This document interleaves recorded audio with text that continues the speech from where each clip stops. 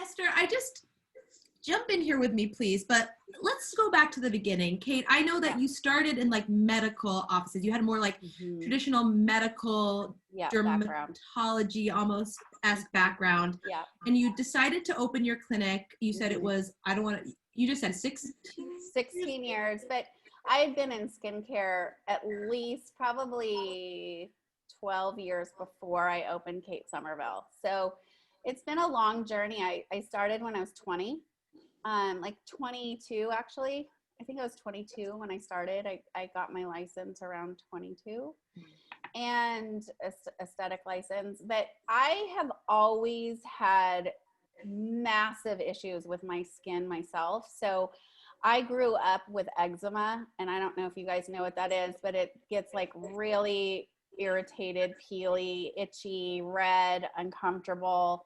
And I was an athlete.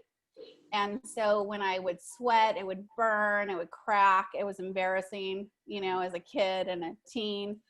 And so my mom, we lived on a farm, which was not good for my eczema at all because, anytime you have allergens and things of that nature bombarding your skin. And I also found that my skin was my barometer for like what I was eating, if I was stressed, if I was under like emotional stress, like I'd get hives, like my skin was just always a problem. And so like when my mom, we lived on a farm, we had goat milk for the babies that were being born that couldn't go to their moms. And she put it in my bath one day because my skin was so insanely inflamed, and it actually helped me.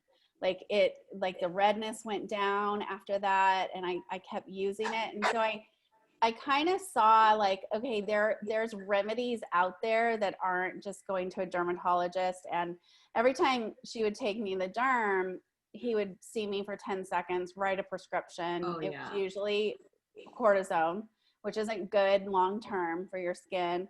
And so I just kind of had to like figure it out. And I went from doctor to doctor, and I finally found this one doctor who was like super old guy. I mean, like really old when I found him. But he was the guy that put me in remission. And he taught me that number one, how to put on medication, to really push in the medication. He taught me to take baths every day, hydrate the skin right when I got out of the bath with Curel, which is just a drugstore brand, but it really changed my skin. So my skin has to be a lifestyle every day. Oh, And so I think that kind of made me want to go into skin like in a subconscious way, because I could really, like, my best friend had cystic acne, and she wouldn't go out with us sometimes because she just had like these huge cysts on her face. And I just can really relate to people that haven't felt comfortable in their own skin and have compassion, because I get it, right? And so I moved from a small town called Fresno in the middle of California. I lived with my dad. My mom left when I was 9. And anyhow, I then moved to the Central Coast, and a friend of mine was saying, you should get into skincare, but in the medical side of things instead of like a spa.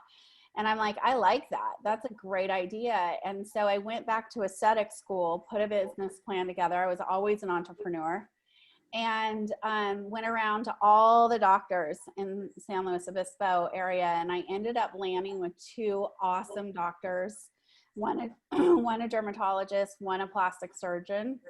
And so I just learned, like I learned peels 3 years into my career. We started doing lasers, which is like a crazy third degree burn at that point for these women that were doing laser at that time.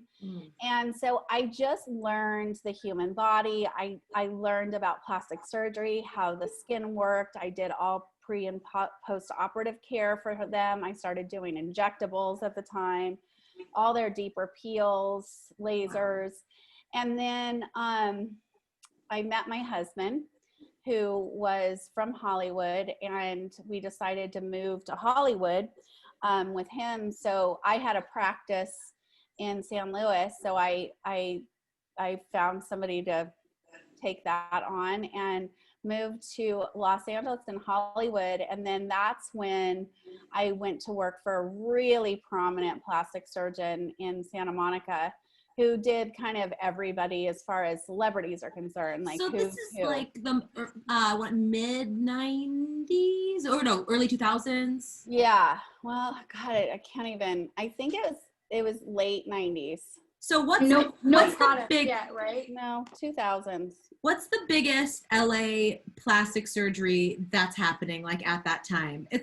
I'm imagining. Well, his name was Stephen Hoffman. I mean, he was in Santa Monica. We saw everyone, like literally the biggest of the big. We know you can't say, but link Yeah, ways in that for- office, I can't say. But if you imagine looking at whatever People or Us Weekly at that time, because that was the big publications, you know, he saw everyone. And so that's where I got my start as far as like really working on celebrities, but also he was like an innovator.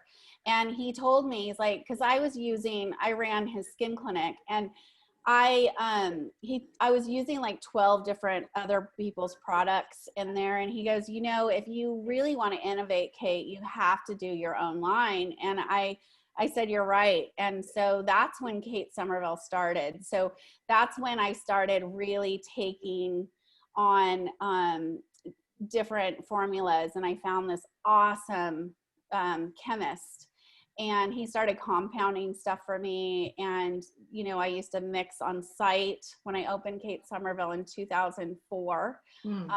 I had a full station to custom mix for all my clients. And so, you know, I learned a lot about skin and how far you can take it. And I learned a lot about the anatomy of the face and the skin. And also injectables. I mean, I used to do injectables. I can't in the state of California anymore because they changed the laws. It's Which is heartbreaking. fine. Heartbreaking. Yeah, it was at first. But what it allowed me to do is focus on the brand and build the brand, because I wasn't in the clinic room minute after minute, right? So I built this insane team at Kate Somerville, and we do something really unique at Kate Somerville. So right now through COVID, it's not like this right now because we can't do normal services right this second. We're doing medical services. We're doing injectables and lasers on a short-term basis with our nurses that are, you know, covered in PPE. But anyhow, when you normally come to Kate Somerville, you would do a consultation, usually with me back in the day, and then you would see an esthetician. She would cleanse, she would exfoliate, she'd, you know, steam, kind of clean out the pores, and then a nurse would roll in some kind of laser, whatever she or he needed. And then we would do a laser procedure. And then if they wanted injectables, we would do that. And then the esthetician would then follow up with finishing the products. So it was really comprehensive. When you came to Kate Somerville, you would see sometimes 3 and 4 people in one sitting.